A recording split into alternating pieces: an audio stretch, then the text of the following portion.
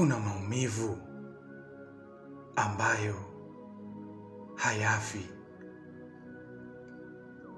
hujificha ndani ya nafsi na hubadilika kuwa giza.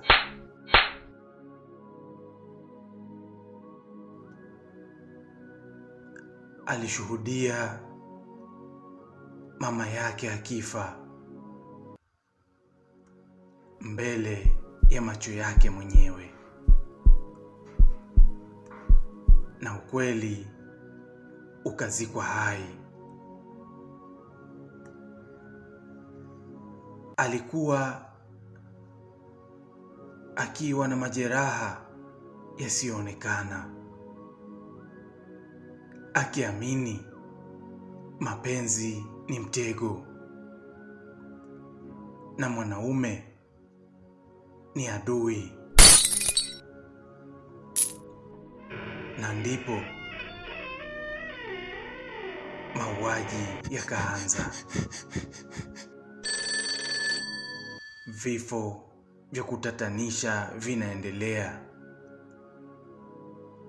Muuaji hajulikani,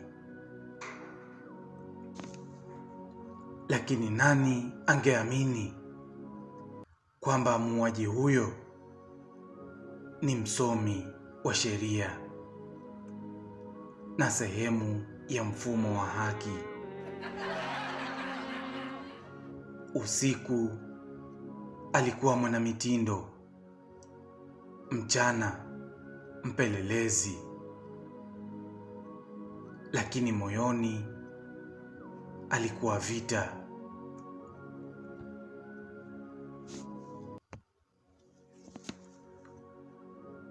Nakupenda na sitakuumiza, mwanaume mmoja alimtamkia. Kwa mara ya kwanza alijaribu kupenda tena,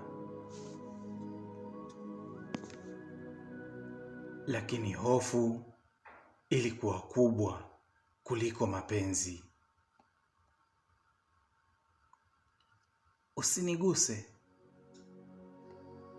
alijibu msichana yule. Wivu ukaanza. Kivuli cha zamani kikarudi, na safari hii alikuwa karibu kuua watu aliowapenda. "Wewe ndiyo?"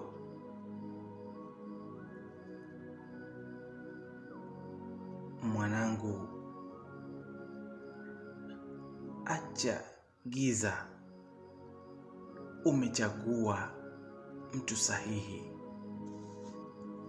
Je, ataweza kuacha au giza litammeza milele?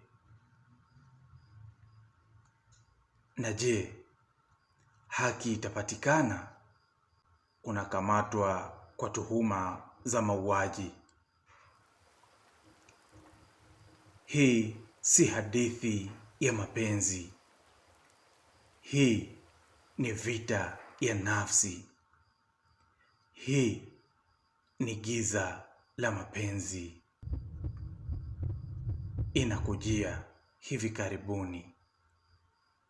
Tafadhali usiache kusubscribe katika chaneli yetu ya Foremark Pollinator Simulizi, ili tuweze kukusogezea simulizi hii kikamilifu.